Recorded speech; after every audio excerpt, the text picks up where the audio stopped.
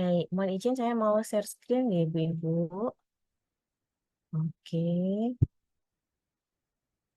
sebentar saya turunkan dulu. Saya akan tampilkan, kemudian saya akan tampilkan layar penuh. Oke, baik. Di sini mohon izin saya ingin sharing dan tentunya dengan seperti ini saya belajar banyak dari ibu-ibu sekalian di sesi ketiga ini. Sebelumnya mohon izin, nanti saya akan menyampaikan dulu nominasi karya dari yang kemarin sudah dibuat oleh ibu-ibu semua. Masya Allah, itu semua udah bagus-bagus. Tapi mohon maaf kalau mungkin saya perlu memberikan beberapa komentar dan ternyata mungkin komentarnya saya itu pemilihan katanya mungkin kurang bagus jadi membuat ibu-ibu kurang berkenan. Mohon dimaafkan nggih, ibu-ibu sekalian. Jadi sebelum dan sesudahnya saya mohon maaf yang sebesar-besarnya. Tapi intinya adalah itu dalam rangka untuk membuat kita bisa lebih baik lagi gitu.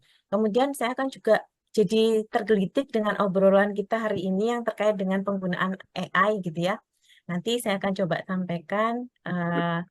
Terus selain itu juga nanti kita akan masuk materinya terkait dengan produksi multimedia. Karena nanti yang sudah kemarin kita buat di desain grafis dan juga yang terkait dengan yang nanti akan kita buat itu sebenarnya hal-hal yang berkaitan dengan multimedia. Nah, bagaimana produksi multimedia yang baik, kemudian pengambilan gambar seperti apa yang sebaiknya, yang nyaman untuk dinikmati penikmat konten gitu ya. Kemudian baru bisa mulai ke pengenalan CapCut-nya.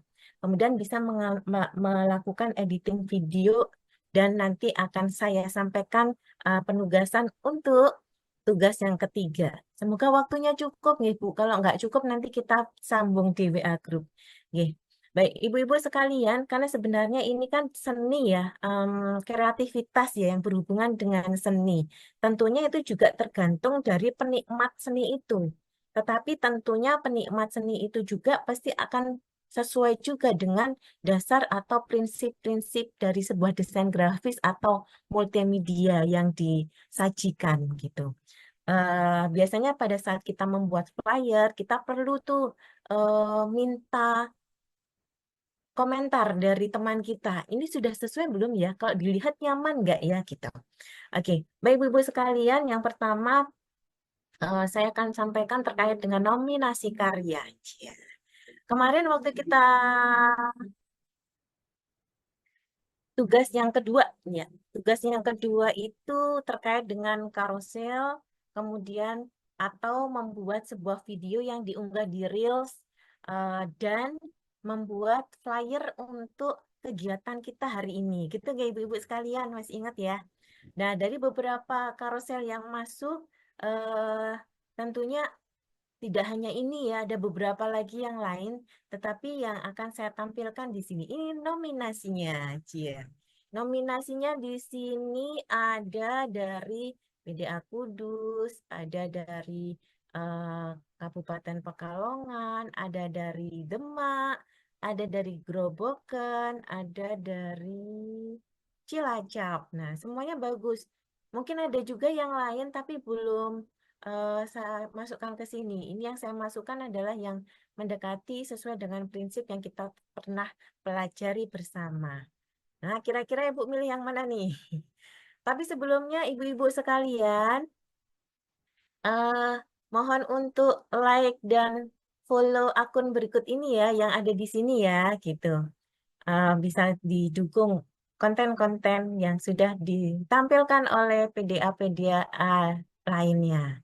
Nah, dari nominasi karya Carousel yang sudah dibuat. Oh iya, Carousel itu ibu-ibu sekalian, jadi kita tuh bisa menggeser nih, menggeser yang di sini tuh ada anak panahnya. Bisa menggeser slide-slide. Jadi ada beberapa slide yang diunggah dalam satu postingan. Jadi tidak satu persatu, tidak postingan satu, kemudian nanti diunggah baru postingan kedua, diunggah itu bukan, tetapi beberapa slide yang diunggah dalam satu postingan gitu. Nah, ini ada tandanya, biasanya ada tanda untuk nge-swipe ke kiri gitu ya, untuk geser gitu ya, bisa diklik. Ini juga ada kayak gitu. Dan dari hasil karya Karasel yang bagus-bagus ini, Masya Allah, kami menentukan yang terbaik adalah, masalahnya adalah yang terbaiknya cuma satu, Bu, yang dipilih, jadi yang satu saja ya. Yang terbaik adalah dari PDA Kudus, gitu, nggih. Kenapa dari PDA Kudus? Nanti Ibu bisa persani, nggih, secara komposisi tata letak teks, kemudian hierarki teks, gitu ya. Ada white space-nya, kemudian kontinuitas atau apa tuh namanya? Desain yang apa namanya continue, yang konsisten juga, yang konsisten desainnya itu ada di Kudus. Yang lainnya juga bagus, Bu, hanya beberapa mungkin ada hal yang perlu um, saya berikan masukan gitu, nggih. Baik, ini untuk yang Karasel. Kalau yang secara detail per konten sepertinya sudah saya bahas di WA group ya, ibu-ibu sekalian. Baik, ye, selamat untuk PDA Kudus, nanti bisa menghubungi panitia.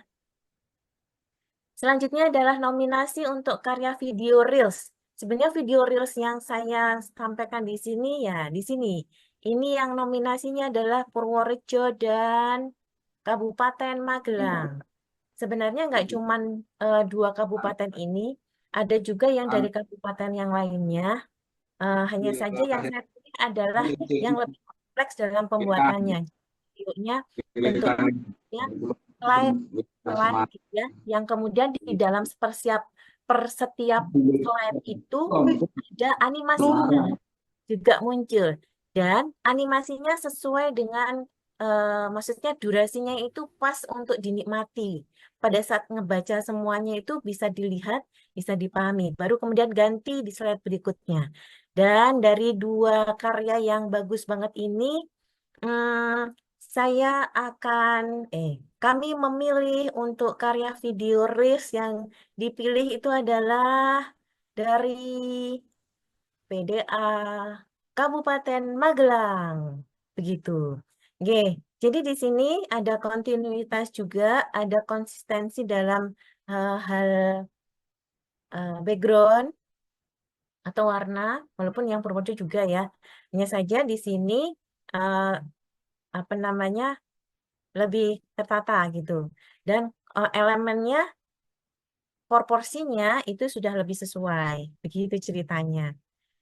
Kemudian, oh ya ibu-ibu sekalian, sekalian sama menyampaikan bahwa pada saat kita memilih sebuah elemen, kalau elemen itu adalah yang kita pilih adalah elemen 3D, ini kan sebenarnya sebuah ilustrasi 3D, nggak ibu-ibu? Jadi, untuk yang selanjutnya, mohon maaf sebentar. Sebentar. Baterai saya habis. Tunggu sebentar, Ibu. Lupa belum dicas. Saya lanjut, Ibu, mohon maaf. Jadi begini ceritanya. Jadi pada saat kita membuat atau membubuhkan elemen dalam desain kita, dan elemennya itu adalah elemen 3D, maka yang lainnya sebaiknya juga 3D. Jadi kalau yang disampaikan adalah elemen 2D, dua dimensi, maka elemen-elemen pendukung lainnya sebaiknya juga dua dimensi. Nah, ini sudah bagus karena di sini juga memainkan shadow gitu ya untuk tulisan. Elemennya 3D, continue, konsisten di setiap slide-nya. Gitu. Jadi sebaiknya tidak dicampur antara pemilihan untuk elemen 3D dengan 2D. Begitu tipsnya. Gitu nggih. Ini adalah video Reels yang terpilih dari Kabupaten Magelang. Selamat buat Kabupaten Magelang. Buat yang lainnya, oke, tetap semangat karena semuanya oke banget. Selanjutnya untuk nominasi karya flyer. Nah, ini ibu-ibu sekalian, kami sampai apa namanya ya, galau ini karena banyak banget flyer yang bagus-bagus gitu ya, sudah sesuai dengan prinsip desain yang kita pelajari bersama. Ini ada dari Kabupaten Magelang, ini dari dari mana? Ini dari mana? Oh, saya nggak tahu dari mana. Tapi kita akan coba bahas satu persatu. Yang sebelah sini. ini strategi. Hati-hati ya ibu-ibu sekalian. Pada kita menulis kata-kata nanti dicek lagi sebelum dipublish apakah ejaan kita sudah sesuai atau belum. Strategi itu kan STRA gitu ya. Jadi ini nanti ibu content manager bisa memberikan komen perbaiki dulu misalnya. Dan kemudian di sini sepertinya tulisannya lebih banyak yang kapital ya. Kalau untuk alamat sosmed mungkin bisa sampai disesuaikan. Kemudian yang ini juga sebenarnya komposisinya udah oke banget. Tapi kalau saya baca nih ya, dari tampilan mata saya, dari tangkapan mata saya, ini sepertinya rendering dari AI ya. Bu Menawi saya salah, nanti boleh diklarifikasi, misalnya bukan gitu. Walaupun sebenarnya begini Bu, ada juga background yang model abstrak dan modelnya apa namanya ya, efek tekstur. Teksturnya mirip-mirip seperti ini ada juga background yang model image. Tapi kalau saya perhatikan ini eh, ya ya dari AI Dremina juga bisa gitu. Foto sesuai sih, nggak apa-apa. Kemudian yang sebelah sini juga oke, walaupun ini ukurannya 1:1. Oh ya, sebelah sini yang paling kiri ini ukurannya 4:5. Hanya saja ukuran yang kedua ini melebihi dari 4:5. Sehingga pada saat nanti akan diunggah ke feed Instagram, maka akan ada yang kepotong informasinya, gitu. Kemudian yang ini, yang bagian yang keempat,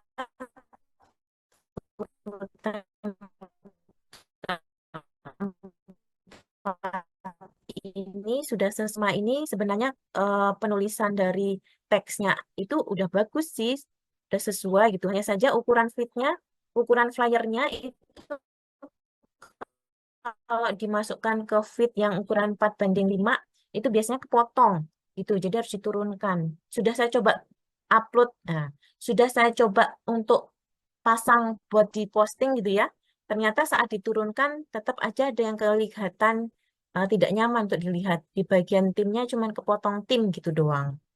Sehingga akhirnya eh, dari sekian banyak yang bagus ini, yang tanpa kemudian saya komen dan edit gitu ya untuk diperbaiki, sehingga kami memilih untuk flyer yang diambil itu adalah dari flyer yang ini.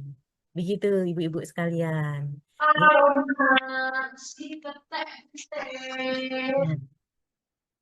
Nanti silakan yang admin yang atau desain grafis yang membuat konten ini bisa menghubungi panitia. Oh iya, satu lagi saya lupa. Untuk yang pertemuan pertama, belum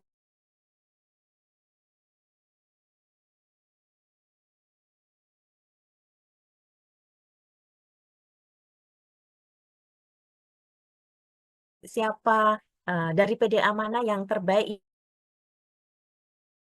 yang telah kami pilih.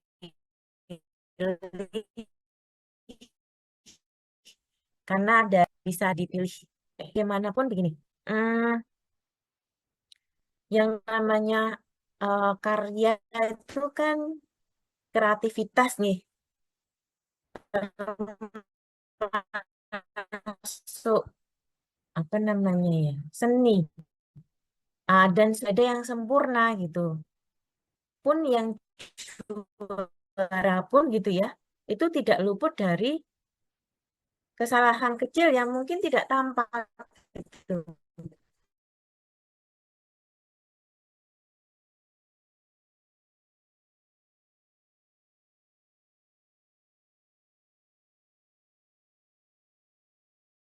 Ya, news production gitu, soft news production. Nah, kita akan lanjut nih ibu-ibu sekalian. Menarik sekali terkait dengan AI yang tadi pagi dibahas. Jadi memang penggunaan AI itu eh, bisa membuat efektif dan efisien pekerjaan kita. di dalam hal ini yang tadi saya sampaikan di WA Group pagi hari tadi ya, itu sebenarnya tidak kemudian menutup penggunaan AI ya, tapi justru itu bisa membantu kerjaan kita itu jadi lebih efektif dan efisien. Hanya saja mungkin kita juga harus adil, harus bisa menempatkan sesuatu pada penggunaannya gitu. Karena tentunya ini jadi semacam musuh dalam tanda kutip para desainer grafis yang profesional eh, membuat ilustrasi dari ide berpikirnya sendiri gitu ya. Tetap karena ini berkaitan dengan hak cipta gitu. Kalau itu sudah murni buatan AI, berarti siapa yang punya hak cipta itu hak ciptanya siapa gitu. Hak ciptanya AI ya gitu. Jadi dalam hal ini tentunya kita perlu menggunakan platform dan bisa yang menghormati hak cipta gitu. Jadi pilih platform AI yang nanti memiliki kebijakan yang jelas mengenai penggunaan data dan hak cipta. Karena pastikan ini tidak melatih model menggunakan karya tanpa izin dari pemiliknya gitu. Kemudian juga hindari meminta gambar dalam gaya seniman tertentu. Ini tips menggunakan generate dalam gambar AI yang secara etis gitu ya. Karena hmm, tentunya ya itu tadi dalam dalam rangka untuk menghormati gitu ya. Kemudian perhatikan representasi yang adil. Jadi pastikan gambar yang dihasilkan itu tidak memperkuat stereotip atau bias negatif terhadap kelompok tertentu. Jadi kita butuh juga menggunakan prompt yang inklusif dan representatif. Kemudian juga kita perlu mempertimbangkan dampak lingkungan gitu.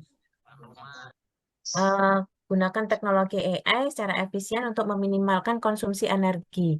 Karena tentunya begini, Bu Ibu, sebenarnya pada saat kita lagi rendering AI itu kan tidak sekali jadi ya, dan itu kadang memakan waktu atau durasi, apalagi bandwidth internet juga gitu. Nah, itu yang perlu bijak juga dalam kita menggunakannya. Dan memberikan pengakuan yang layak. Jadi kalau misalnya itu adalah sebuah karya yang dihasilkan oleh AI, kita harus tetap objektif dan kita bisa memberikan keterangan bahwa itu adalah rendering generate dari AI misalnya. Jadi kita tetap perlu bijak dalam penggunaan AI agar ya itu tadi sesuai dalam penempatannya. Ibu-ibu, saya juga eh, biasa juga menggunakan AI kok Bu untuk desain, em, tetapi tergantung dari kebutuhan kita. Jadi misalnya saya butuh referensi untuk membuat sebuah karya desain untuk sebuah produk tertentu atau misalnya logo gitu ya. Saya butuh referensi untuk membuat sebuah logo pesanan. Maka yang saya lakukan yang pertama bisa salah satunya adalah saya akan coba lihat kalau membuat logo berdasarkan permintaan prompt yang kita mau gitu, itu nanti hasilnya mau seperti apa. Nah, nanti dari situ jika itu sesuai dengan kebutuhan klien, sesuai dengan apa yang mau kita buat, maka itu bisa jadi referensi. Kemudian habis itu kita akan buat secara manual sendiri, gitu. Nggak kemudian, kalau kami sih biasa tidak terlalu ambil mentah-mentah semua yang ada di AI ya, gitu. Atau misalnya kalau eh, teman-teman desain tuh biasanya mau membuat sebuah produk tertentu, itu salah satunya juga pakai AI tapi dalam rangka untuk memodifikasi gitu. Memodifikasinya tapi tentu setelah itu mereka akan minta konfirmasi dari klien. Ini sesuai nggak Ibu? Gitu. Oke, sesuai, nggak apa-apa gitu misalnya. Itu baru kemudian kita akan lanjut ke tahap berikutnya untuk melakukan apa namanya mendesain lagi, mendesain ulang sesuai dengan gaya rasa kita, kemudian dilakukan ekspor. Oke, nah ini ada pertanyaan menarik dari ibu-ibu, ada ibu tadi. Ngapunten Bu, membedakan AI dan bukan itu seperti apa ya? Saya orang awam kadang bingung hasil editan AI dan yang bukan. Jika memang terlihat jelas bisa tahu, tetapi kadang AI yang halus saya tidak bisa membedakan Bu. Nah, pertanyaan yang sangat bagus ya, dan saya pun akhirnya mencari jawabannya juga ke AI.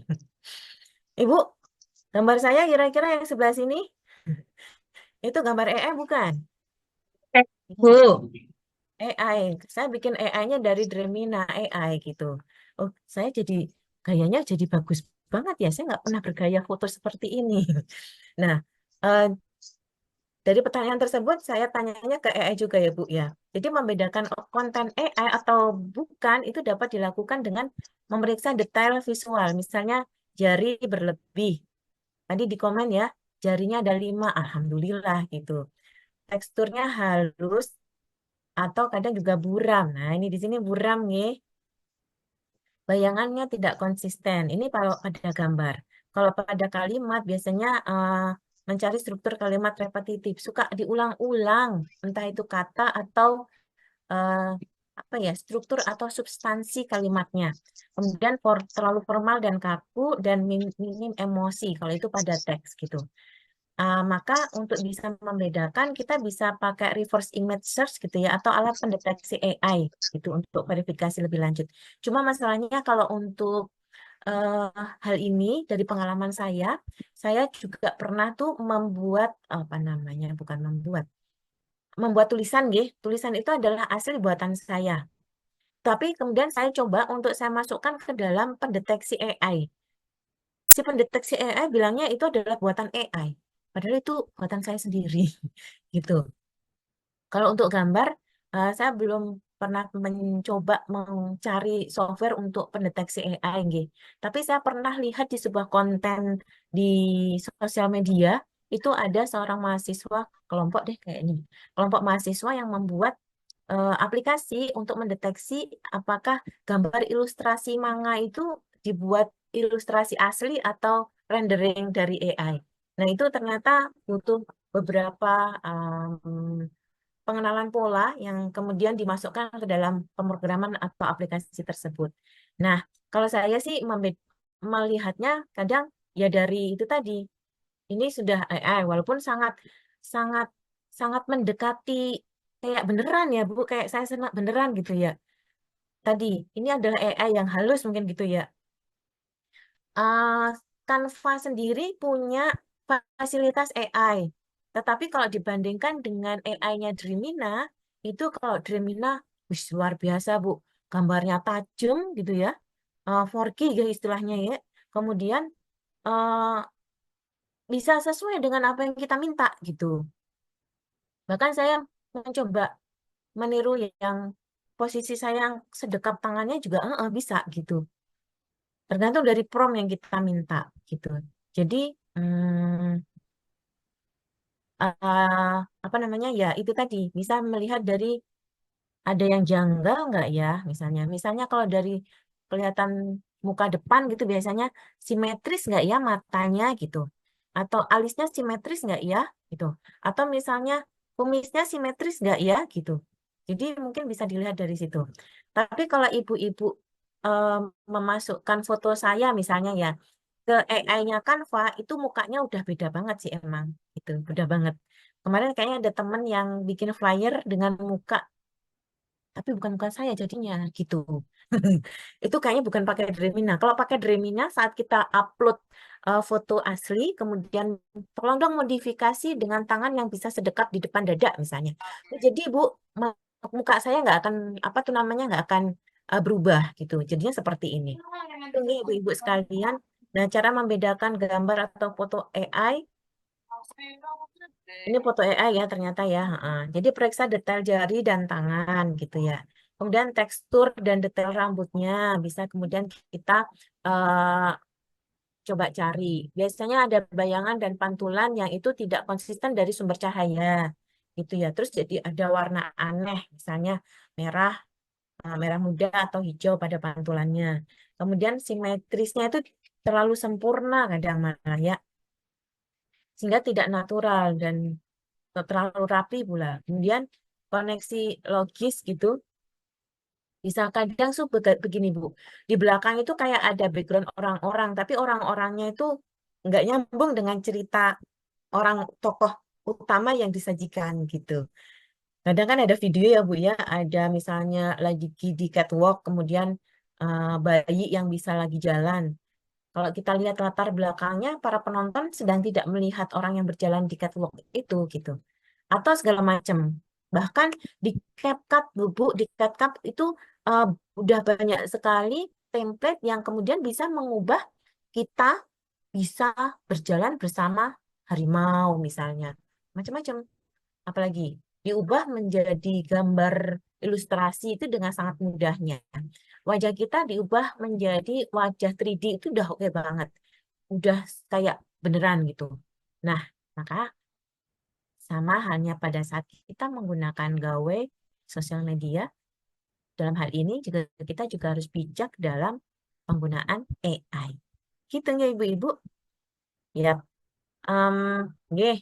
Baik. Ini jadi ngobrolin saya nih. Eh, terkait dengan gambar yang kemarin ngobrolin tentang flyer gitu nggih. Jadi, eh, kita akan coba lihat dulu. Kita akan coba lihat dulu dari komposisi fotonya. Ini sebenarnya karena saya nggak punya foto yang berbaju Aisyah yang lebih bagus gitu ya, maka saya kasih pada panitia waktu itu adalah gambar ini. Tapi di awal sebenarnya saya sudah persilakan ibu-ibu boleh mencari foto saya di internet gitu ya. Karena kayak kadang saya mengunggah beberapa thumbnail YouTube, kemudian di YouTube itu saya kasih tag dengan hashtag nama saya gitu. Biasanya kemudian itu akan muncul pada saat nama saya dicari gitu. Nah, ini tuh sebenarnya cerita cerita dari latar belakang terjadinya foto ini adalah saya itu tidak biasa menggunakan kerudung pendek ibu-ibu. Ini saya memendekkan kerudung itu dalam rangka saya mau kebutuhan pas foto untuk PDA kami gitu. Di PDA tuh butuh pas foto yang kemudian menampilkan setidaknya adalah kita pakai baju Aisyah. Maka dengan seperti itu saya lipatlah kerudung saya gitu. Karena sebenarnya saya biasa pakai kerudung yang panjang. Sehingga sebenarnya pada flyer pertama dan kedua itu saya minta kepada panitia foto saya di crop ya, dibuat close up atau medium close up gitu. Jadi ibu-ibu sebenarnya bisa membuatnya seperti ini gitu.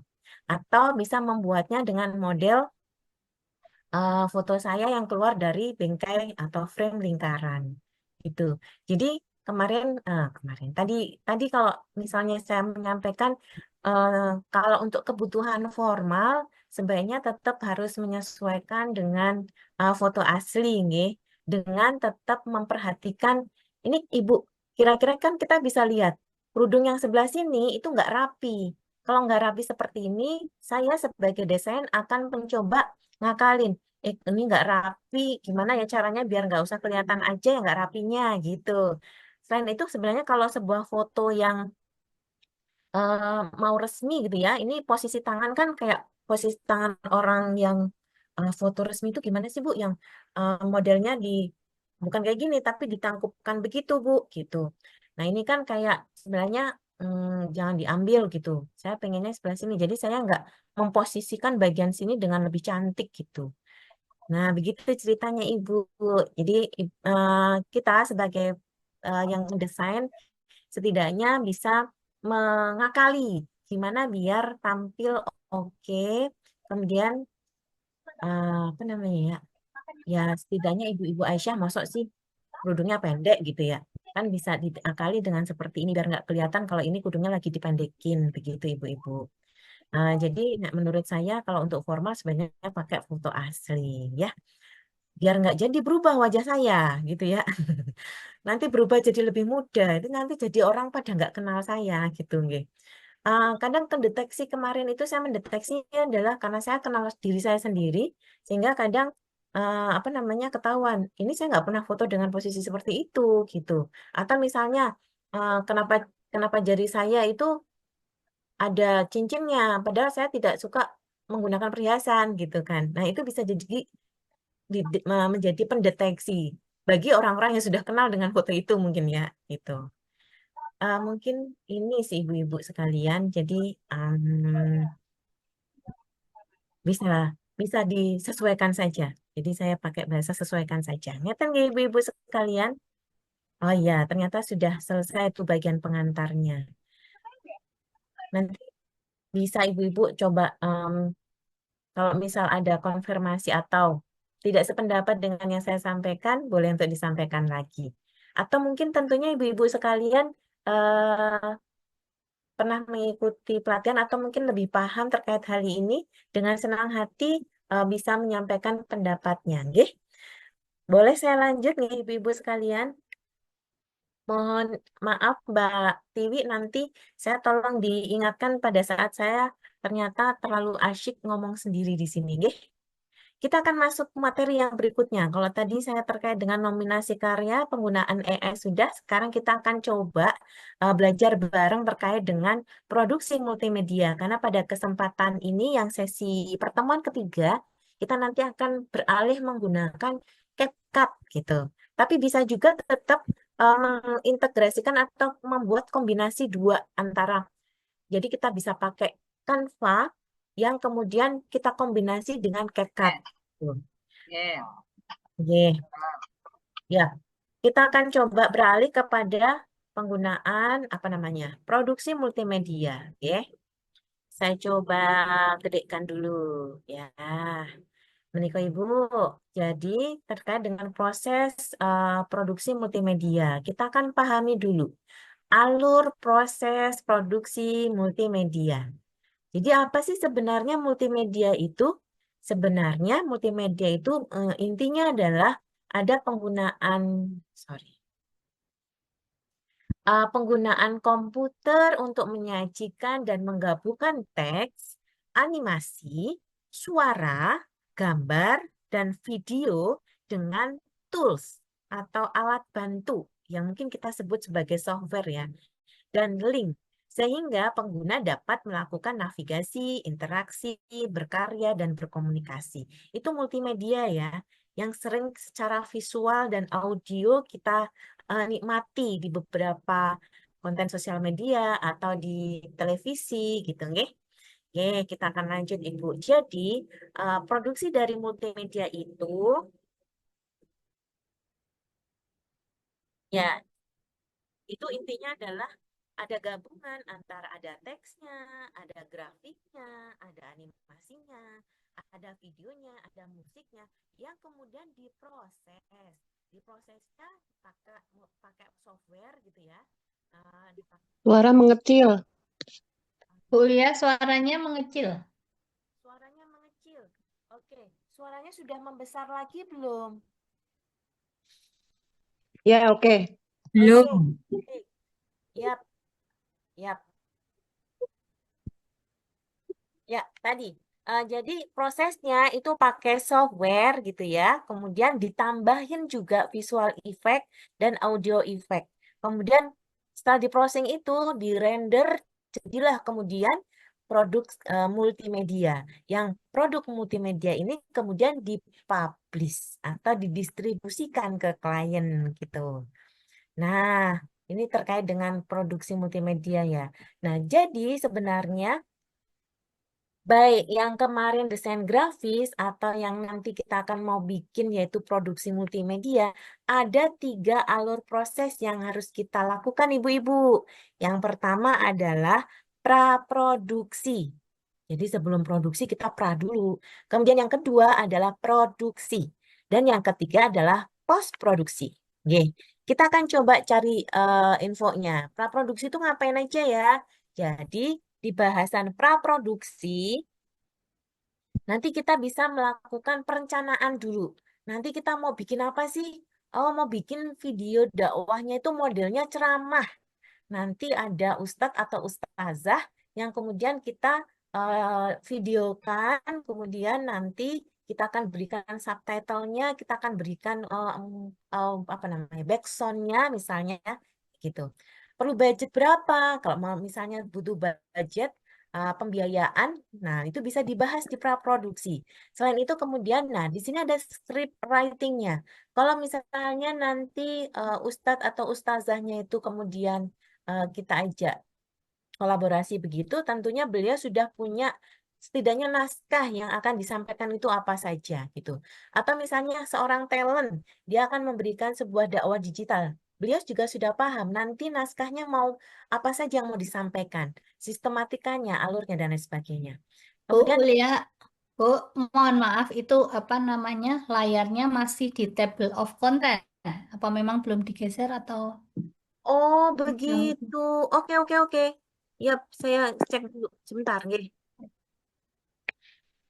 Atau belum digeser ya? Oh, masih dalam table of content. Belum sampai di PowerPoint ya, Mbak? Tunggu nggih, saya stop share dulu. Oke. Ya, Bu. Nah, ini yang saya mau cari. Mau saya share itu yang ini, Bu. Oke. Yang ini,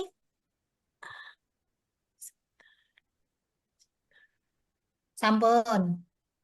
oh ya, sebentar. Ini sudah ganti ya? Sudah. Oh iya. Tadi saya sudah cerita ini, sudah apa itu multimedia, itu alurnya. Nah, sekarang sampai di sini, nggih. Ah, sini. Sudah ganti berarti, nggih, Mbak? Ya. Oke, siap. Ya. Oke, ya. Baik, Ibu. Saya lanjut, nggih. Tadi ada praproduksi, ada produksi, ada postproduksi. Jadi, kalau nanti ibu-ibu mau membuat sebuah konten dakwah digital, misalnya ada tugas dari divisi penguatan pengajian dan mubalighot. Kan kayak tahun lalu itu ada membuat tamara gitu ya, Bu ya.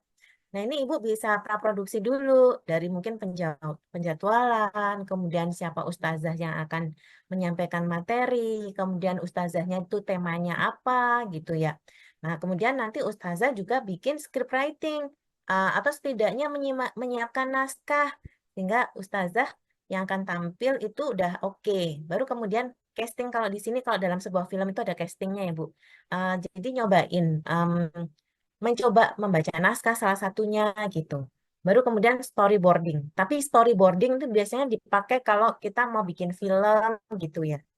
Kalau ibu mau langsung ceramah nanti storyboardingnya dilewatin, enggak apa-apa. Kalau sudah oke storyboard, praproduksinya, maka lanjutnya adalah produksi. Produksi itu apa, Bu? Produksi itu bisa syuting kalau memang mau menampilkan visual atau tampilan Ibu Ustazah atau Bapak Ustadznya. Tapi kalau tidak, cukup misalnya konten audio saja, berarti produksi dengan rekam suara itu juga termasuk produksi. Jadi produksi itu selain syuting bisa juga nyerekam suara. Kalau nanti yang mau ditampilkan cuma suaranya aja, kita visualkan dalam bentuk yang lain. Misalnya bentuk pemandangan atau mungkin bentuk ilustrasi yang lain yang kita ambil dari eh, sebuah gambar atau video yang insya Allah free. Biasanya bisa diambil dari elemen yang ada di Canva. Nah, ini nanti bisa kolaborasi antara TikTok dengan Canva. Kemudian setelah itu baru dilakukan post produksi. Post produksi tentunya adalah tahapan setelah produksi ya. Yang dilakukan tahapan ini apa? Yaitu editing. Di situ editing video sudah main. Capturing itu adalah memindahkan dari kamera ke komputer gitu ya untuk dilakukan untuk dilakukan cutting, dipotong-potong sesuai dengan naskah. Kemudian compositing dilakukan sesuai komposisinya oke nggak, pas nggak, atau harus disesuaikan dengan mungkin skalanya diperbesar atau mungkin ditambahi dengan efek-efek tertentu gitu ya. Baru kemudian diberikan audio dan visual efek. Kalau sudah oke, dicobain itu sudah sesuai dengan konsep, maka bisa dilakukan rendering. Begitu, ini adalah alur produksi untuk nanti kita membuat konten multimedia. Gitu, nggih. Ya, setidaknya nanti kita paham untuk pada saat actionnya itu nggak kemudian masih bingung kita mau ngapain nih gitu. Maka dari itu setiap kita mau produksi pastikan dulu praproduksinya sudah oke. Kalau enggak, khawatirnya nanti pada saat produksi kita mau ngetek apa ya, mau memvideokan yang mana ya gitu, nanti malah malah bingung gitu ya. Oh iya, alur praproduksi juga nanti menentukan mau di mana produksinya, mau di studio, mau di outdoor, atau mau di mana gitu. Nah, jadi praproduksi nanti bisa apa namanya ya, berembukan gitu ya, menentukan konsep video apa nih? Video news dari sebuah kegiatan misalnya, video dakwah, video yang terkait dengan drama atau komedi atau musikal atau dokumenter. Nah, kemudian kita juga bisa cari-cari referensi video yang mau kita buat itu yang seperti apa gitu. Nah, menyiapkan naskah atau skrip gitu ya, terutama untuk mungkin mau bikin konten eh, film edukatif gitu atau film inspiratif gitu. Nah, itu perlu naskah atau skrip yang nanti semua kru yang terlibat itu paham mau membuat seperti apa. Storyboard jika dibutuhkan kalau misalnya bikin sebuah karya video yang menarik ya. Waktu itu pernah kan ya ada lomba dari PWA membuat video kreatif gitu ya. Beberapa kan ada yang membuat menggunakan membuat film bagus Kucing. itu ibu-ibu. Beberapa udah bagus banget gitu. Termasuk membuat konten dakwah yang dibuat kalau nggak salah saya ingat yang Banjarnegara itu ya. Dibuat model siluet, bukan siluet ya, yang uh, latarnya hitam, kemudian ada pencahayaan, dan itu bagus gitu ya untuk pencahayaannya. Gitu. Maka harus tahu seperti apa. Nah, alat yang dibutuhkan, ini juga penting tuh. Nanti itu butuh apa? Terutama kan nggak cuma visual doang yang nanti harus kualitasnya bagus, tapi juga dalam sisi audio atau suaranya. Gimana caranya biar ustadz atau ustazah pada saat kita ngambil dengan jarak tertentu, suaranya tetap jelas, tetap jernih. Kan bisa menggunakan alat namanya clip on misalnya. Nah, itu ya, praproduksi. Kemudian produksi. Nah, kita melakukan syuting. eh,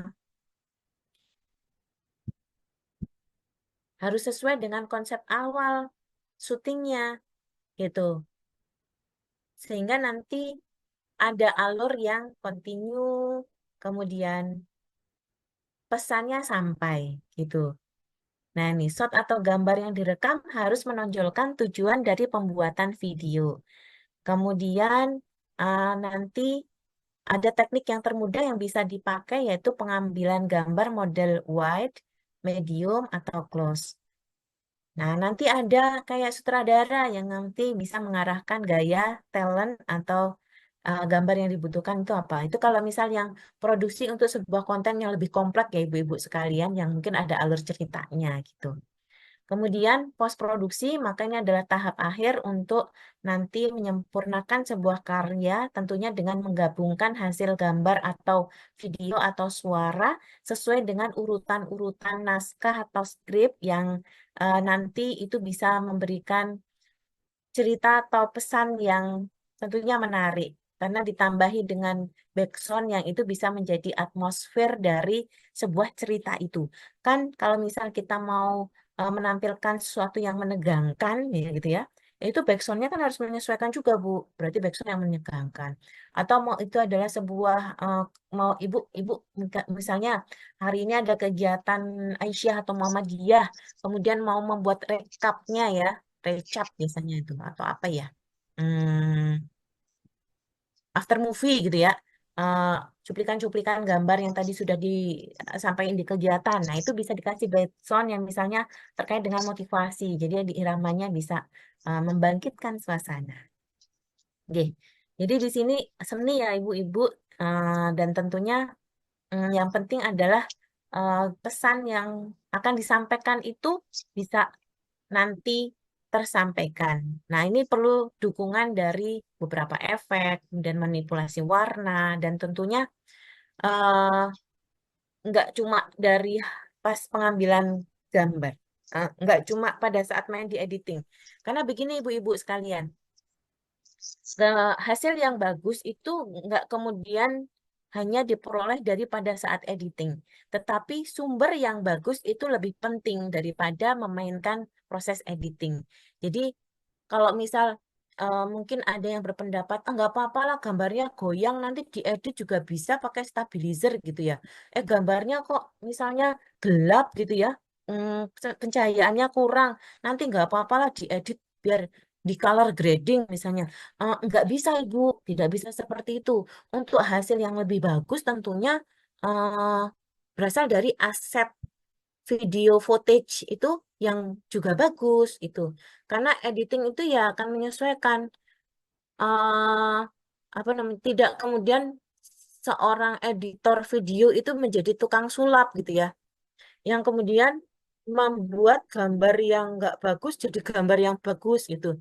Ya mending kalau masih bisa diatasi, kalau nggak sama sekali kan nggak bisa. Oke, begitu. Itu suara juga termasuk, juga harus sudah jernih di awal. Paling tinggal dikurangin noise-nya dikit aja. Jadi nggak bisa misalnya ibu lagi rekaman di tengah jalan, bukan di tengah jalan, di pinggir jalan gitu ya. Kalau di tengah jalan nanti ketabrak ya Bu ya. Di pinggir jalan kemudian itu ramai lalu lintas, nah kan pasti akan ada noise ya, walaupun ibu sudah pakai mic clip on. Jadi maka dari itu tetap gimana caranya biar suara juga tetap oke kualitasnya. Saya lewati yang ini ya Bu, ini biasa saya sampaikan kepada murid saya. Nah ini resolusi video ibu-ibu, jadi ada SD, HD, ada VHD gitu, ada 4K gitu ya. Nah 4K ini yang ini sudah didukung juga oleh beberapa software yang sering kita gunakan. Karena dengan 4K maka gambarnya bisa lebih tajam. Kenapa? Karena pixelnya lebih banyak ibu-ibu sekalian gitu ya. Resolusinya jadinya Full HD gitu. Oke. Ini terkait dengan resolusi video. Oke. Ibu-ibu sekalian, ini terkait dengan manajemen file. Jadi, ini tentunya untuk apa namanya, Ibu, untuk teman-teman editor nantinya ya, teman-teman bagian desain grafis sama bagian editor, bagian fotografi atau videografi, memang perlu banget memahami ini.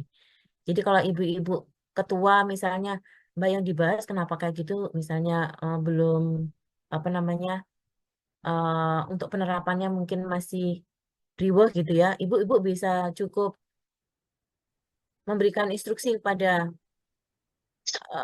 bagian yang desain grafis, yang fotografi, videografi untuk bisa kemudian menerapkan hal ini.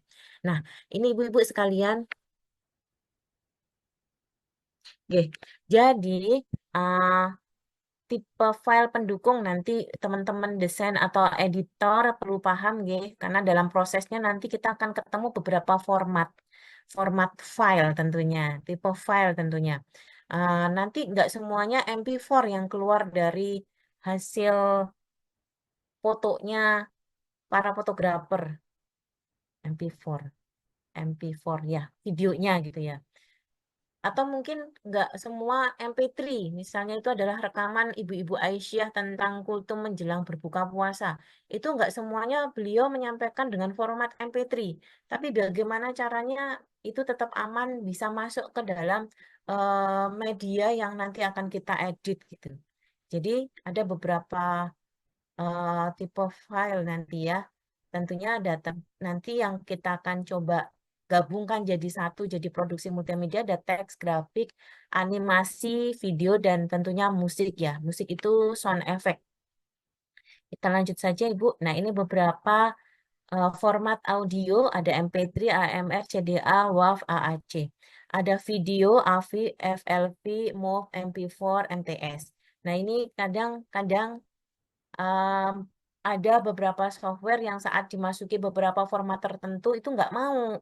Maka dari itu perlu dikonvert ke format yang bisa dikerjain oleh beberapa software tertentu. Tapi untuk CapCut insya Allah bisa membaca beberapa file MP3 bisa, AAC bisa, dan kalau video juga AVI juga bisa. Cuma AVI ini biasanya lebih berat filenya, lebih gede, walaupun hasilnya bagus. Kemudian grafik itu ada macam-macam, nggih. Animasi juga ada beberapa macam-macam, nggih. Oke, kita lanjut. Nah, sekarang ini bagiannya teman-teman fotografi atau videografi di struktur dakwah digitalnya ibu-ibu sekalian, nggih. Mari teman-teman fotografi dan videografi merapat. Jadi, sebelum kita mengambil gambar, kita harus tahu dulu tuh sudut pengambilan gambarnya atau angle gitu ya. Kemudian jarak pengambilan gambar sama pergerakan kamera. Nah, ini penting Ibu-ibu biar nanti pada saat diedit tidak terlalu banyak yang dipilih. Udah oke banget semuanya misalnya, udah bisa dipilih gitu. Lah kan coba bayangkan Bu, kalau misal fotografinya atau videografinya itu mengambil gambarnya itu goyang-goyang semuanya pergerakan kameranya, ya kasihan editornya ya Bu ya, gitu. Soalnya kadang suka nggak selamat untuk distabilkan juga gitu. Kecuali tapi sekarang ibu-ibu kan HP-nya sudah canggih-canggih, nggih. Jadi sudah ada stabilizernya, sudah ada mendukung HD gitu ya. Oke, kita kembali ke sini. Jadi, ibu-ibu sekalian, yang perlu dipahami oleh para fotografer dan videografer itu adalah sudut pengambilan gambar. Kayaknya sudah oke-oke semua deh para fotografer kita. Jadi ada angle bird A namanya, ngambil dari sisi atas. Ada high angle, ngambilnya dari sisi, kalau yang bird A itu atas banget gitu ya. 180 derajat sana itu ke atas kita. Kalau high angle itu biasanya dia ambil dari atas tapi agak serong miring gitu ya, agak miring gitu Bu. Kalau kemudian ada E-level. E-level itu adalah yang ukurannya eh, sesuai dengan mata ya objeknya, mata objeknya itu E-level. Kemudian ada low angle itu diambil dari sudut lebih bawah gitu ya. Dan frog A itu adalah biasanya yang diambil adalah yang di bagian bawah-bawah gini. Frog A itu kayak mata katak ya Bu. Katak kan cuma bisa lihat di bagian bawah ya. Gitu. Jadi kadang misalnya kayak footage untuk langkah kaki gitu. Itu biasanya contoh dari frog A gitu ya. Kalau bird A itu biasanya kayak misalnya ibu pakai drone gitu ya untuk mengambil objek dari atas sehingga bisa kelihatan seluruhnya. Ini tentang angle ya Bu ya. Angle bukan angel. Angle. Jadi sudut pengambilan gambar. Kita lanjut ya ibu-ibu. Nanti ini ibu bisa sesuaikan bisa dicoba-coba. Oh ya, sebentar Bu. Em, Kalau ibu-ibu pakainya adalah low angle, biasanya itu akan memberikan kesan kayak raksasa gitu. Jadi kadang makanya kalau pas lagi selfie atau lagi foto bareng itu lebih pengen dilihat kan lebih langsing ya Bu ya. Ibu-ibu apalagi. Ya biasanya ngambilnya dari sudut atas gitu. Oke, tapi tergantung juga posisinya. Gimana Ibu lagi duduk atau berdiri. Kita lanjut Ibu. Nah, ini beberapa contoh tadi ya, bird angel, salah, bird A itu seperti ini, high angle agak dari miring gitu ya, E-level dia sejajar dengan kamera, low angle dia kelihatan dari bawah, dan frog A itu adalah yang hal-hal yang ada di bawah. Ini contoh gambarnya, nggih, ilustrasi penempatan. Kita lanjut Bu, kamera shoot. Jadi di dalam kamera shoot itu ada beberapa ukuran shoot Bu yang kemudian bisa masuk ke dalam frame lensa kita. Biasanya untuk teman-teman fotografi atau videografi, beliau sudah bisa memahami. Ini namanya adalah extreme long shoot Bu, yang kita ngambil dari jarak jauh. Biasanya ibu-ibu kalau dia ambil jarak jauh itu kelihatan cantik ya. Mm-mm. Saya kelihatannya dari jauh. Kemudian long shoot, maka akan seperti ini. Medium long shoot, maka modelnya adalah sebatas lutut. Beda dengan medium shoot. Nah, tadi Begin, Mama. Keluar. Ya, Mama. ya medium long shoot itu bagian lutut. Kalau medium shoot itu bagian perutnya ibu-ibu. Kalau medium close up itu bagian dada. Close up itulah atas lagi ke dada. Big close up itu seperti ini. Sampai dengan extreme close up. Itu berarti bagian tertentu yang sudah mau digedein gitu. Mata atau mulutnya doang gitu. Atau pori-pori kulit gitu. Itu extreme close up. Ini semoga bisa dipahami ya Bu. Jadi nanti setidaknya maksudnya apa? Eh, dari beberapa potongan video yang kita punya, kita nggak cuma punya satu model shoot saja, tapi bisa yang beragam. Misalnya dari ada close up-nya, ada medium close up, ada medium long shoot misalnya. Itu sehingga pemirsa itu tidak bosan begitu. Misalnya begini, kalau ibu mau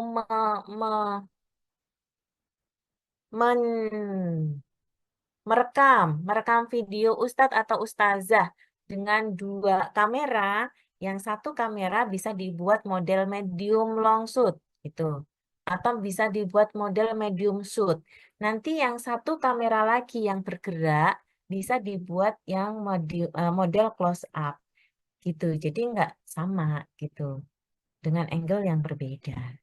Gitu nggih ibu-ibu. Baik, saya lanjut nggih. Nah, sekarang terkait dengan pergerakan kamera.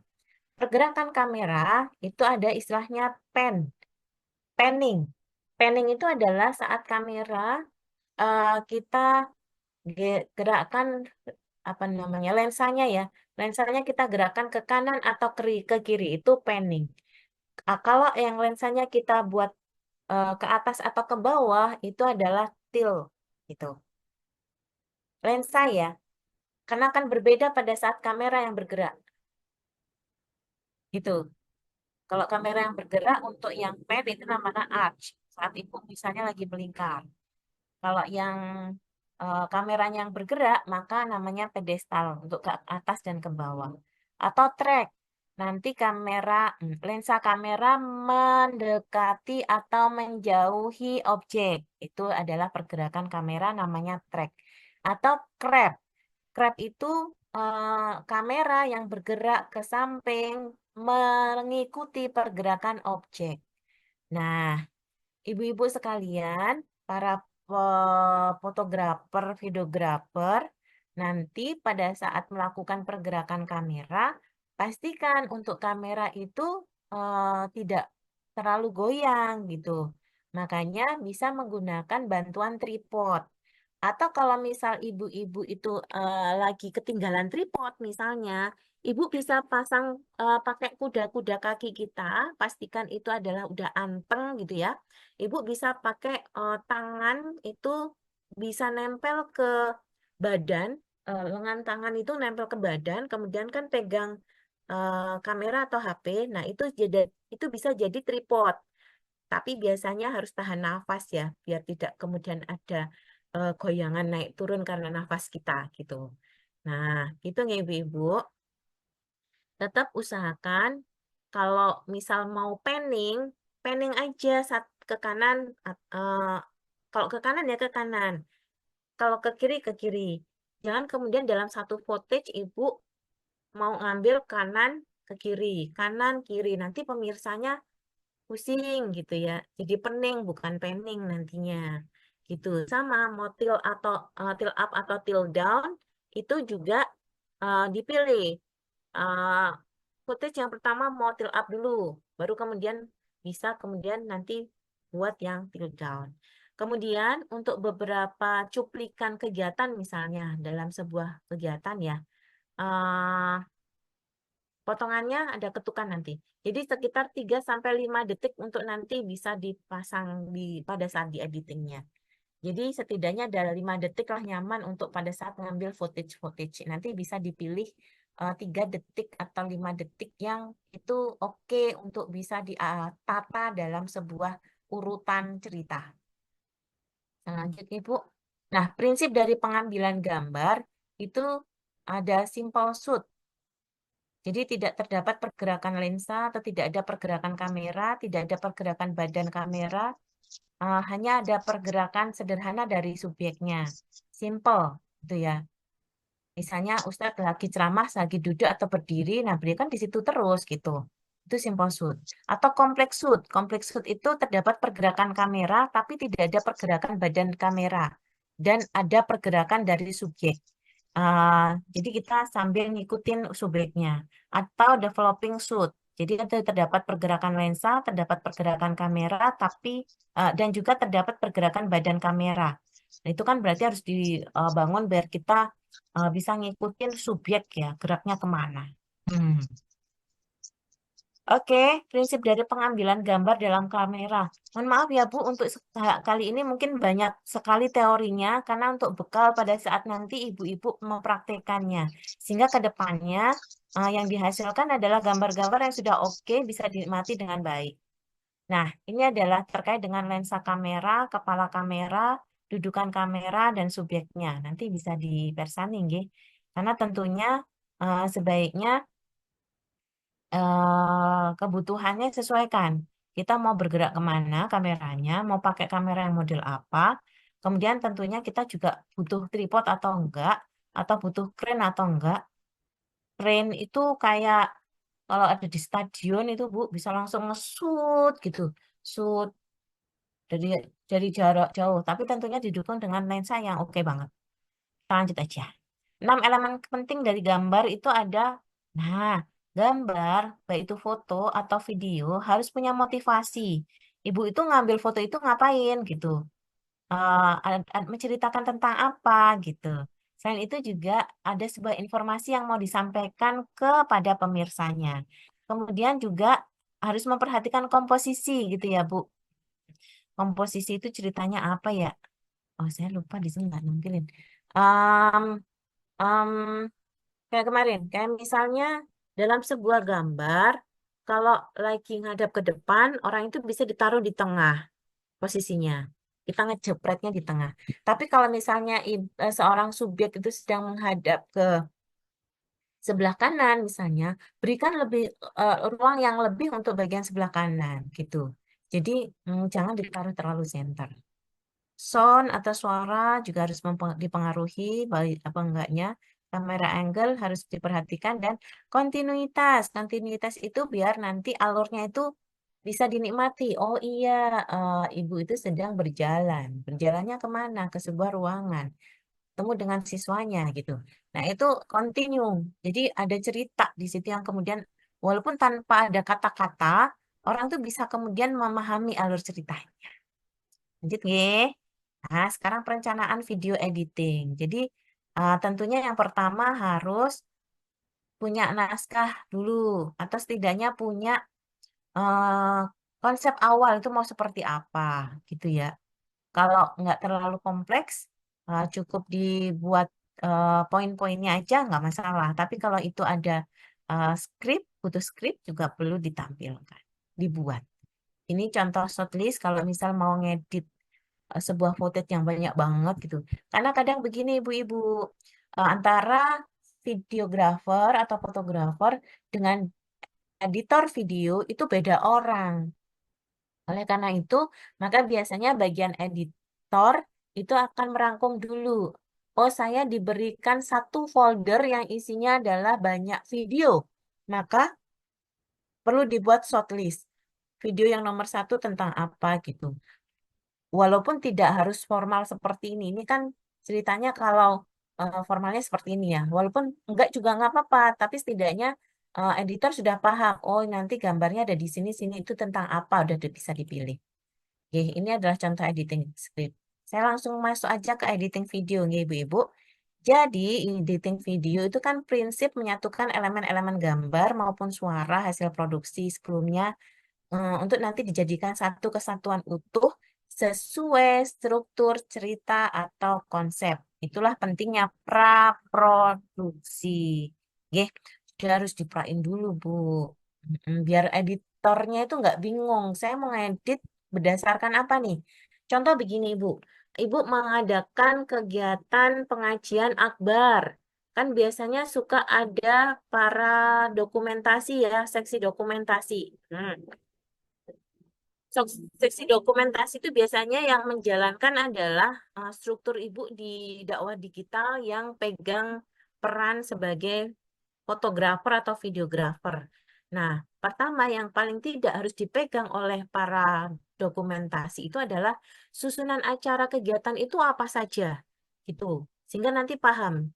Beliau-beliau yang mau moto itu Pak ngerti. Kemudian di situ ada layoutnya sebuah acara itu seperti apa. Sehingga tahu, oh bagian bazar sebelah sana, nanti tamu datang dari sebelah sana. Jadi kalau syukur-syukur itu nggak cuma satu orang, itu bisa dibagi tugas. Nanti yang bagian ngesut bazar si fotografer A atau fotografer biasanya sudah rangkap sama videografer ya Bu. Kemudian yang bagian tamu nanti yang ngesut adalah yang B. Kemudian nanti yang wawancara sekalian ya, yang B ya. Jadi pegang mic clip on-nya misalnya dan lain sebagainya gitu. Jadi sudah diatur di awal konsepnya. Yang harus dipegang itu. Tahu alurnya.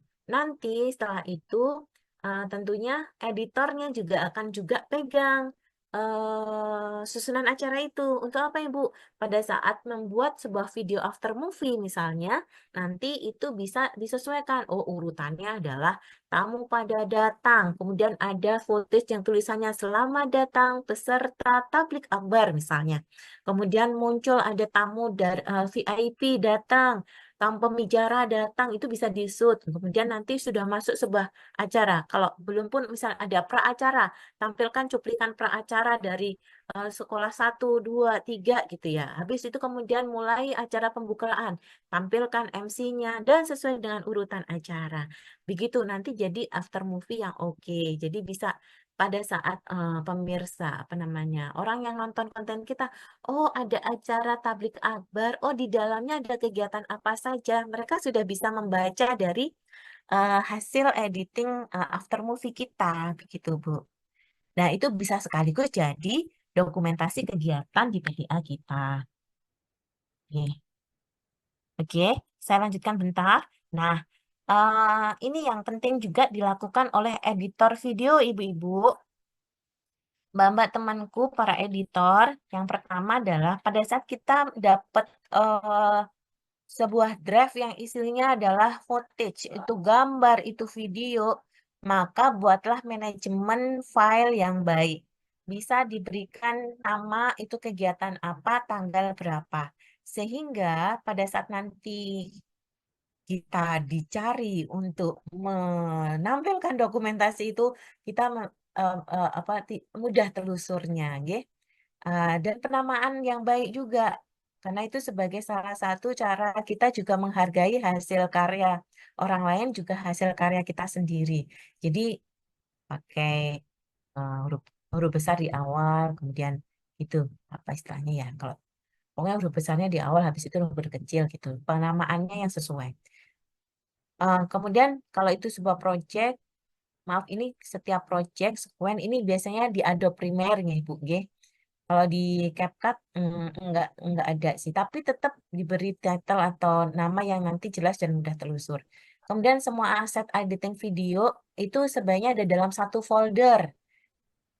Wajib ini Bu untuk para editor. Jadi jangan kemudian aku unduh dari WA, kemudian masuk ke file download, terus udah pada saat Mbak-mbak buka CapCut ngambil medianya bukan dari foldernya yang tadi udah dijadiin folder, tapi ngambil dari download.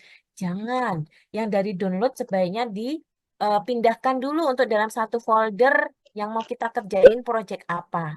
Kenapa? Karena pada saat kemudian nanti project itu kita harus berpindah di sebuah device atau komputer tertentu, itu semua akan tetap ikut, nggak ada file yang missing gitu. Kalau ada file yang missing itu uh, angel juga Bu untuk telusurnya gitu. Bu Ulia, mohon maaf 10 menit lagi ya. Siap, 10 menit lagi. Kemudian melakukan editing video, yang harus dilakukan adalah memilih gambar sesuai dengan urutan konsep. Kemudian menghindari gambar yang goyang-goyang. Gambar yang goyang nanti di-cut, ambil yang nggak goyang. Ternyata goyang semua gitu.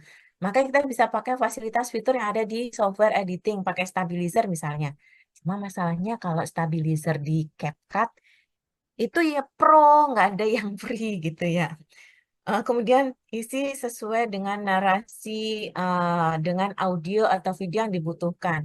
Entah itu dikasih tambahan title, subtitle, audio, suara, voice over, reporter, atau misalnya dikasih background gitu ya. Kemudian ini setting atau preset sesuai. Kalau di CapCut misalnya bisa atur mau dibuat dalam rasio 9:16 atau 16:9 gitu. Nah, itu harus disesuaikan juga. Dan harus mematuhi durasi yang ditentukan. Ini kalau biasanya tergantung, ini mau diupload di mana. Kalau mau diupload di SW gitu ya, kayaknya cukup 30 detik ya, atau 60 detik kalau sekarang. Karena sekarang udah ada perubahan ya. Atau misalnya kalau mau diupload di YouTube Short, maka detik, 3 menit maksimal gitu. Nah, informasi juga yang ditambahkan juga harus jelas keterbacaannya. Kemudian audionya juga harus disesuaikan, jangan sampai kemudian eh, apa namanya tidak stereo, hanya terdengar sebelah kanannya doang, tapi kanan kiri harus terdengar dicobain pakai headset. Kemudian bisa dijeniskan, misalnya ada audio kemresek atau apa gitu, nggih. Dan yang perlu kita pastikan juga di sini ada nilai hiburan atau edukasi atau informasi gitu, nggih. Baik. Nah, pastikan sebelum nanti lakukan rendering, maka bisa pas ada beberapa poin gitu. Sampai dengan tugas. Baik. Sebelum tugas, ibu-ibu sekalian sudah pernah pakai CapCut ya, ibu-ibu? Sudah, Bu. Wih, Sudah. pada keren sekali. Ya udah, berarti sih nggak perlu ngejelasin tentang CapCut ya. Bikin aja tugasnya ya, Bu ya. Oke, begini ibu-ibu. Saya akan coba share screen lagi sekarang terkait dengan CapCut saya mana ya? Oh, ini CapCut. Ya, share. Ya, ya. Ini tampilan CapCut saya ya, ibu-ibu. Ibu-ibu kalau misal mau mengoptimalkan penggunaan CapCut ya kalau sekarang itu CapCut fitur-fitur yang waktu pertama kali CapCut dulu muncul itu ternyata sekarang sudah pada pro semua, Bu. Jadi mau nggak mau Ibu sebaiknya punya yang akun pro juga gitu. Dan kalau saya sarankan ya sebaiknya sih akun CapCut Pro yang legal ya, Bu ya. Karena tentunya itu ya lebih powerful sih. Ya sebenarnya sama aja. Cuman biasanya begini Bu, saya pernah beli yang akun pro tapi tidak legal. Sebulan itu ada yang 11.000, ada yang 20.000, ada yang 35.000 gitu ya. Tetapi ternyata pada saat saya gunakan tidak sampai sebulan itu sudah habis pronya. Berbeda dengan kalau yang pro legal. Itu insya Allah kalau sebulan ya sebulan pas gitu. Tetapi tentunya sesuaikan dengan kebutuhan kita. Kalau kita memang sering banget nggunain apa namanya, menggunain ngedit gitu ya, maka Pro lebih baik gitu. Tapi kalaupun enggak juga bisa sebenarnya. Cuman masalahnya pada saat kita mau butuh credit tag, subtitle, sekarang kan sudah Pro ya, harus harus harus pakai akun Pro. Kita mau ngilangin noise, kita mau bikin mau menggunakan stabilizer, itu sudah pro semua sekarang. Walaupun ada beberapa elemen yang nggak pro, masih bisa digunakan secara free. Oke, baik. Kita langsung. Misalnya segini, hari ini saya ada kegiatan Hari Bermuhammadiyah di kota kami, di kabupaten kami. Saya sudah membuat beberapa footage di sini. Saya ngambilnya nggak lama-lama setiap alur kegiatan, sekitar ya 7 detikan gitu ya, karena nanti akan saya ambil pilihan gambar yang lebih anteng sekitar 3 sampai 5 menit gitu. Di sini untuk bisa memotong, Ibu bisa menggeser, nggih, menggeser ke kanan atau kalau mau motong bagian terakhir bisa digeser seperti ini. Tapi kalau Ibu mau motong bagian tengah, sesuaikan bagian mana yang mau dipotong.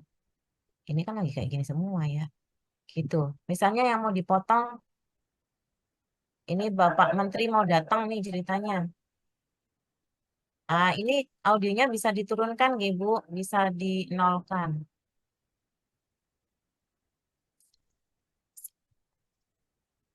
Oke.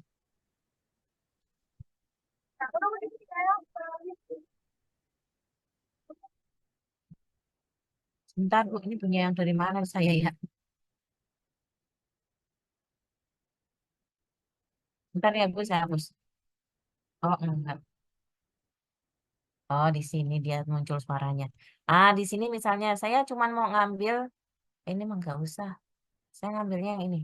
Nah, misalnya ini Bapak Menteri lagi datang, tapi saya ngambilnya bukan dari situ, dari sini misalnya, gitu misalnya. Nah, ini Bapak Menteri datang, gitu kan. Nah, saya mau potong yang bagian tadi. Bapak salah mau masuknya ke sebelah mana ya? Nah, itu misalnya saya potong di sini. Pakai trim, nggih. split ya. Kemudian sampai mana mau dipotongnya? Nah, nanti misalnya sampai pada saat sini. Ini saya split di sini, kemudian ini saya klik, kemudian saya hapus kayak gitu, nggih, Bu? Ah, bentar. Oke, loading ya. Nanti, nah misalnya, oh saya geser lagi. Ini saya giniin, gitu sampai beliau duduk misalnya. Misal nggih, itu udah oke banget kan ibu-ibu yang sudah biasa pakai CapCut nggih. Nah, kemudian ibu-ibu yang perlu diperhatikan nanti adalah nanti kesesuaiannya ibu bisa tambahkan transisi dan lain sebagainya. Terus bisa tambahkan teks, bisa tambahkan background, ya. Terus apalagi? Oh iya, pastikan ketukan ya Bu. Jadi kalau kami itu biasanya tergantung disesuaikan dengan backsoundnya. Kalau backsoundnya itu ada yang kayak ada ngebeat-beatnya, beat beat beat beat beat beat beat, maka itu bisa disesuaikan juga pada saat menampilkan gambarnya bisa sesuaikan beat. Tapi kalau kadang daripada susah kan, kalau saya biasanya yang backsound yang biasa aja datar. Jadi saya bisa mengatur beatnya berdasarkan setidaknya 3 sampai 5 detik itu potongan videonya sehingga nyaman orang akan melihatnya itu. Kecuali kalau misalnya aku mau lama soalnya mau ada beberapa motivasi yang harus aku sampaikan di situ. Ya nggak apa-apa, Ibu, tapi tidak setiap setidaknya bisa menggambarkan lah ya, bisa menggambarkan sebuah alur cerita. Begitu Ibu-ibu. Ini sudah 10 menit ya Mbak Tiwi ya. Nanti kalau sudah, kemudian bisa diekspor nih. Nanti kalau sudah ditambahkan beberapa elemen, bisa diekspor. Kemudian dipastikan tempat penyimpanan ekspornya sama dengan folder yang tadi kita sudah punya beberapa file video. Gitu, sehingga nggak bingung untuk penelusurannya. Perhatikan untuk resolusi, nanti videonya mau resolusinya apa. Kalau resolusinya 4K berarti tentunya lebih oke ya hasilnya ya, tapi tentunya filenya lebih berat. Rendernya juga bisa lebih lama. Uh, um, Frame rate-nya nyaman di 30 fps. Mau 60 boleh, tapi lebih lama. Begitu. Oh ya, ibu-ibu, kalau misalnya di HP-nya nggak ada stabilizernya, tapi di kamera HP-nya ada 1060, 60, 1080, 60 fps, sebenarnya itu sudah bisa lebih halus untuk menyetabilkan hasil video gambarnya. Em, Sepertinya sangat kemerungsung saya kalau misalnya harus mempraktekkan video dengan waktu yang terbatas. Em, saya akan sampaikan dulu untuk video. Untuk penugasannya boleh Mbak Tiwi atau bagaimana ini? Atau saya sudahi saja Mbak Tiwi atau bagaimana? Nanti kita bisa lanjut ke di WA group.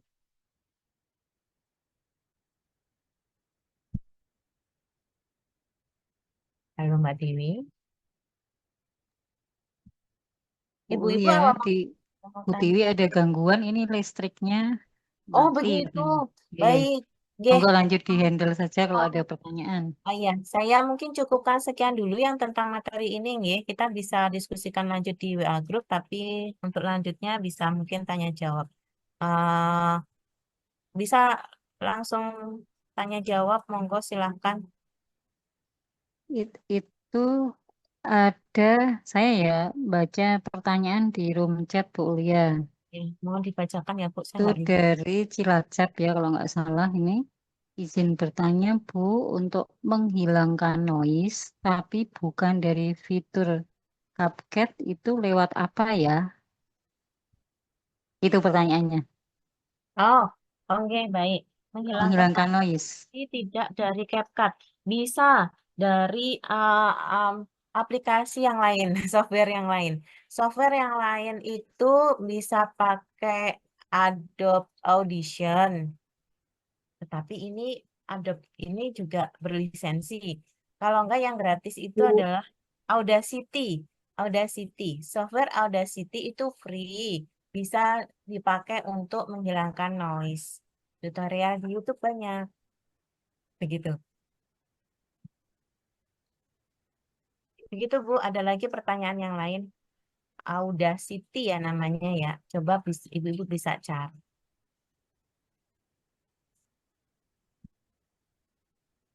Ada pertanyaan? Kalau yang pertanyaan di room chat kayak sepertinya yang saya baca hanya itu. Monggo silakan ibu-ibu yang mau bertanya langsung bisa raise hand dulu. Kita masih buka, paling tidak kalau ada 2 pertanyaan, monggo disilakan. Bukan, Bu. Dari siapa itu Bu Lia? Saya nggak melihat ini. Dari Laila Kebumen, Bu. Oh, dari Kebumen. Oke. Oke, disilakan Bu. Oke.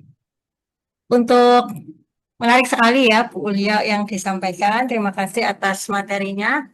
Memang untuk CapCut yang pro lumayan ya Bu. Harganya 1 bulan bisa berapa ya? 100.000 kalau nggak salah kurang lebihnya itu yang pakai HP. 4.000.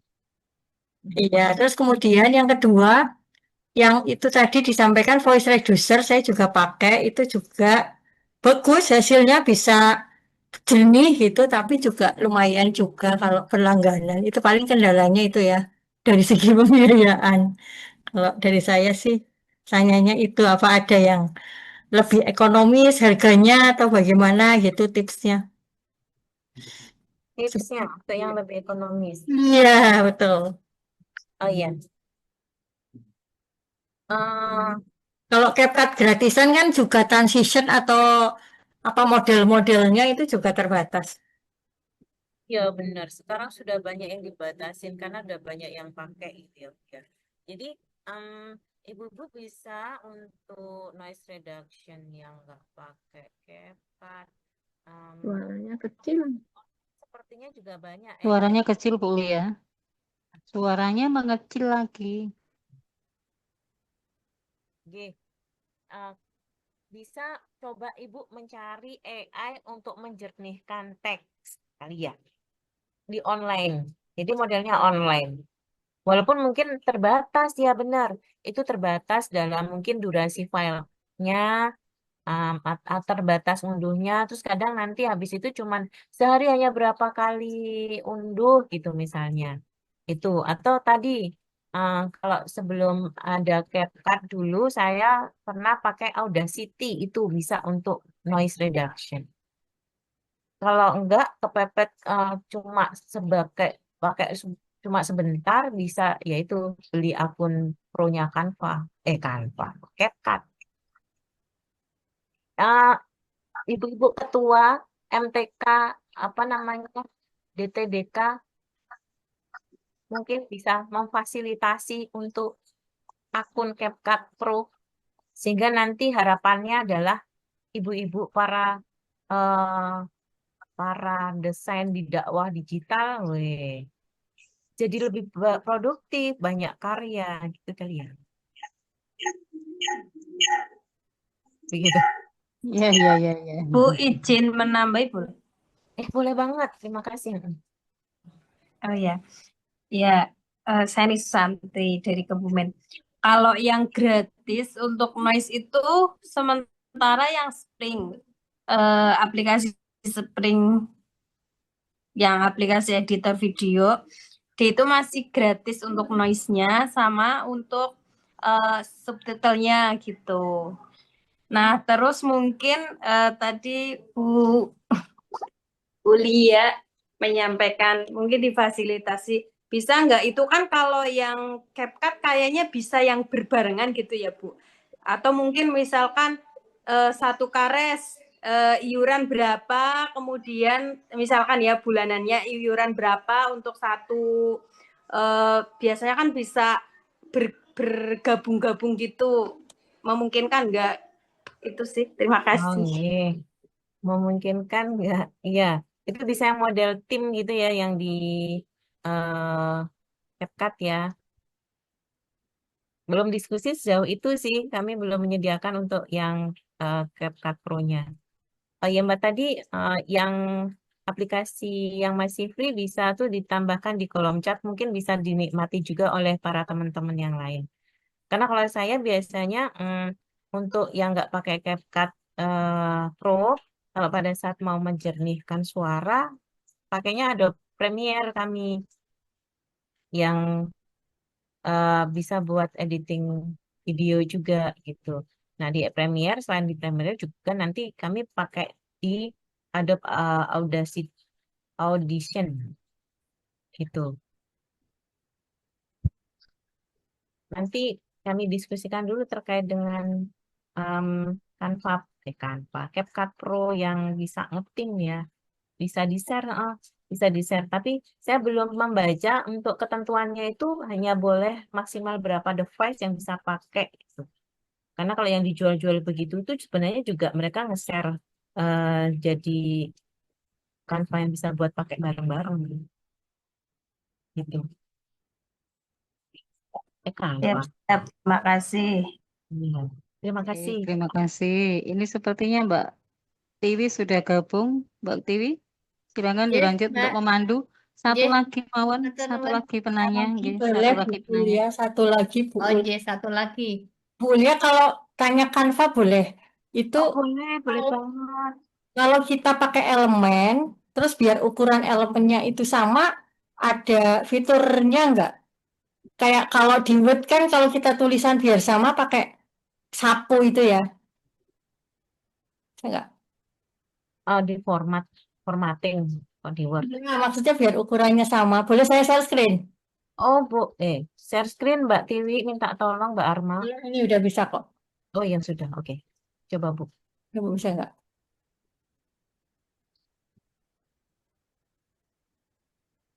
Kelihatan ya Bu ya. G. Nggak gini, kalau saya pakai misalkan pakai elemen seperti ini kan yang pertama ukurannya tuh sudah segini gitu ya. Nanti yang G. kedua biar sama gitu, tapi elemennya beda. Kalau ini sama kan bisa diduplikat ya.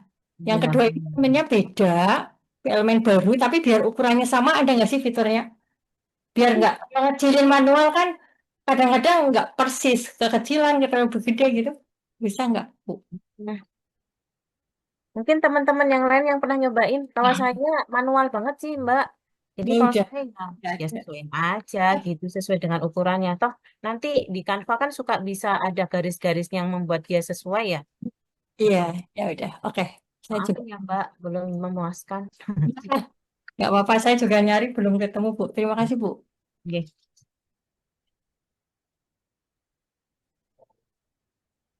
Ya, terima kasih Bu Ulia. Sudah 2 pertanyaan, nggih. Mohon Oke. maaf tadi hilang sebentar karena listriknya padam karena ada pohon tumbang di beberapa daerah, jadi banyak perbaikan ya. Terima kasih Bunda-Bunda atas pertanyaannya. Kalau masih ada yang nanti bisa ditanyakan atau bisa di-sharingkan nanti melalui WA group, Bu Lia ya. Mungkin karena saya yakin ini sesuatu yang termasuk baru banget buat saya, ilmunya keren banget. Rugi banget ternyata kalau nggak ikut sesi malam ini. Jadi mudah-mudahan nanti eh, bunda-bunda yang menjadi peserta maupun mbak-mbak dari AMM yang menjadi peserta nanti bisa langsung mempraktekkan apa yang teori yang tadi sudah disampaikan oleh Bu Ulia. Memang salah satu kendalanya itu terkait dengan apa namanya untuk langganan aplikasinya nggih Bu Ulia. Dulu fiturnya banyak, nggak dikunci, nggak pro karena memang menginginkan kita untuk punya ketergantungan dulu sama aplikasinya. Setelah ternyata, kita butuh banget nih, udah satu-satu dikunci. Akhirnya mau nggak mau, kalau kita menggunakan fitur yang banyak ya akhirnya apa namanya em, eh, kita perlu menggunakan yang pro. Saya kira nanti bisa didiskusikan dan dimusyawarahkan di masing-masing MTK, bunda-bunda khususnya di DTDK. Jadi salah satu alokasi anggaran nanti bisa untuk mensupport apa namanya eh, aplikasi-aplikasi yang bisa digunakan untuk support pembuatan konten ya. Oke. Saya kira kalau tujuannya untuk masifikasi dakwah digital, insya Allah oke ya. Oke. Terima kasih Bu Ulia atas penyampaian materinya yang luar biasa dan juga bunda-bunda yang masih bertahan di sesi ini masih 101 Alhamdulillah. Nah, setelah 101 seperti yang tadi saya sampaikan, menawi masih ada hal-hal yang perlu disampaikan, atau mungkin ketika sudah nyoba ada beberapa kendala, bisa langsung ditanyakan di grup, ya, Bu Lia, ditanyakan di grup saja, nggak usah japri, maksudnya agar nanti juga dari anggota atau peserta pelatihan yang lain mungkin ada yang mengalami kendala yang sama, nanti bisa sharing untuk solusinya seperti apa. Oke. Untuk selanjutnya yaitu stressing dari koordinator DTDK MTK PWA Jawa Tengah yang akan disampaikan oleh Bu Nur Azizah. Saya persilakan, monggo Bu Nur. Oke, terima kasih Mbak Tiwi. Assalamualaikum warahmatullahi wabarakatuh. Alhamdulillah yang tanali hadza wa ma kunna linahtadiya laula an hadana asyhadu an la ilaha illallah wa asyhadu anna Muhammadan abduhu wa rasuluhu nabiyya ba'da. Allahumma sholli wa sallim ala Muhammad wa ala ali Muhammad. Ibu-ibu, Mbak, adik semua yang dirahmati oleh Allah, alhamdulillah pada kesempatan malam hari ini kita sudah memasuki di sesi yang ketiga dari 4 sesi yang kita rencanakan. Alhamdulillah luar biasa. Terima kasih Bu Ulia, tim DTDK MTK PWA Jawa Tengah dan juga semua ibu-ibu peserta yang sampai dengan malam hari ini tetap konsisten dan sungguh-sungguh dalam belajar, baik yang mulai dari awal ataupun ibu-ibu yang sudah memulai, ya sudah memulai sejak kiprahnya di entah itu yang dari AMM atau entah ibu-ibu dari Aisyah. Nah, tentunya kami berharap bahwa di sesi yang ketiga ini, seperti tadi sudah disampaikan oleh Bu Ulya, ulasan-ulasan dari pertemuan pertama dan kedua, maka kami juga melihat perkembangan di grup yang luar biasa. Karya-karyanya sudah apa ya namanya sudah cantik-cantik gitu nggih. Tinggal poles-polesan sedikit. Dan yang memang kita ingin tekankan adalah AI ataupun teknologi yang ada itu adalah sebagai alat, nggih. Sehingga tetap harus kita memperhatikan kaidah ataupun etika yang harus kita pegang. Jadi harus divalidasi gitu kan, harus divalidasi terlebih dahulu. Contoh misalnya logo Aisyah ataupun logo Muhammadiyah. Itu kalau dimasukkan di AI itu juga kadang akan kebalik-balik gitu kan, nggih. Nah, itu jangan sampai kita terima jadi, tetapi kita tidak validasi terlebih dahulu. Termasuk juga hal-hal yang tadi sudah dibahas terkait foto dan lain sebagainya. Kemudian yang berikutnya harapannya setelah ini sesi ketiga kan sudah mulai nih membuat video, maka ini akan menjadi bekal yang sangat mendasar ketika nanti di kegiatan Ramadan yang sebentar lagi akan kita jalani bersama-sama, maka tentunya ibu-ibu, mbak adik semua itu kan akan lekat dengan pembuatan entah itu pidato, ceramah, kultum, dan sebagainya. Nah, mungkin nanti di tugas yang ketiga ini juga kita bisa mulai uji coba ya Bu Lia ya, bagaimana pembuatan video ceramah singkat yang itu tampil dengan cantik, menarik, dan bisa kita gunakan sebagai dakwah-dakwah kekinian untuk adik-adik kita, anak-anak kita, dan seterusnya. Begitu nggih. Nah, kemudian ibu-ibu semua, bahwa kita ingin konsistensi bersama, belajar bersama untuk bisa saling meningkatkan kemampuan, sehingga harapannya nanti output dari tiap daerah itu semakin bagus. Nanti kita ingin cek di hasil dari 3 sesi ini, setiap daerah bisa mengumpulkan link-link media sosial yang dimiliki. Sepertinya belum semua daerah itu bisa melist di grup.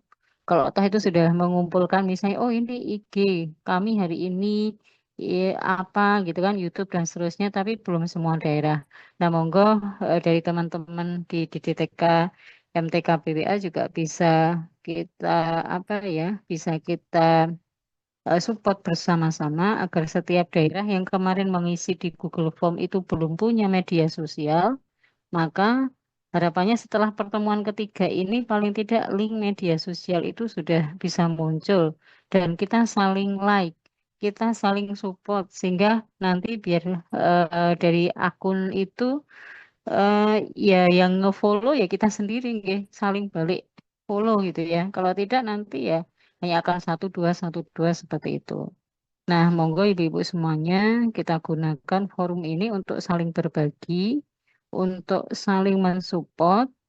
Saya melihat tadi video ibu-ibu yang sudah senior juga tetap bertahan sampai malam hari ini gitu nggih. Artinya bukan hanya yang muda-muda tetapi ibu-ibu yang sudah senior pun tetap bisa bertahan sampai malam ini dan tentunya ini mungkin mulai dengan flyer Marhaban ya Ramadan, termasuk juga dengan barangkali nanti Idul Fitri dan sebagainya. Saya yakin tampilan-tampilannya akan jadi lebih cantik.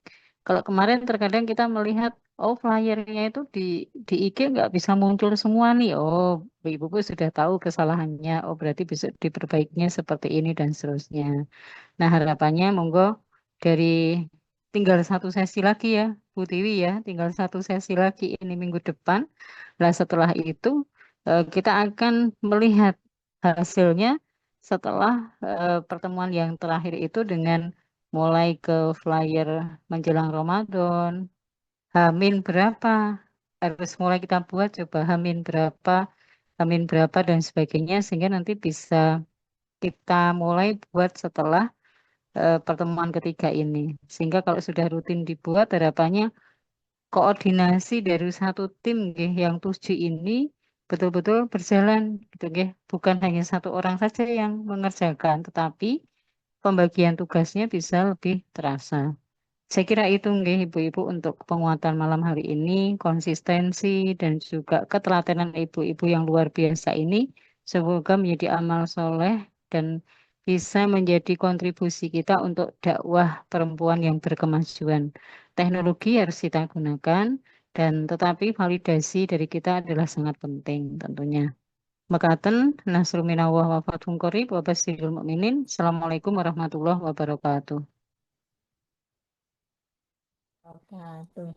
Jih, matur nuwun Bu Nur Aziza atas tracingnya pada malam hari ini. Mudah-mudahan bisa lebih memantapkan, memberikan motivasi untuk kita semuanya, entah itu yang pemula termasuk saya, nih, atau mungkin Mbak Adik yang sudah sedikit banyak berkecimpung di konten digital ini bisa menguatkan dan mempertajam kompetensinya untuk menguatkan dakwah digital Aisyah. Jih. Demikian bunda-bunda yang saya hormati kegiatan pelatihan dakwah digital kita untuk sesi yang ketiga. Mudah-mudahan bisa memberikan kemanfaatan dan mudah-mudahan Allah meridhoi kegiatan kita pada malam hari ini. eh Mari kita akhiri kegiatan kita pada sesi malam ini dengan melafalkan doa penutup majelis dan juga hamdalah subhanakallahumma wa bihamdika asyhadu Subhanallah. Alhamdulillahirrahmanirrahim. Alhamdulillahirrahmanirrahim. Terima kasih. Kurang lebihnya mohon maaf. Assalamualaikum warahmatullahi wabarakatuh.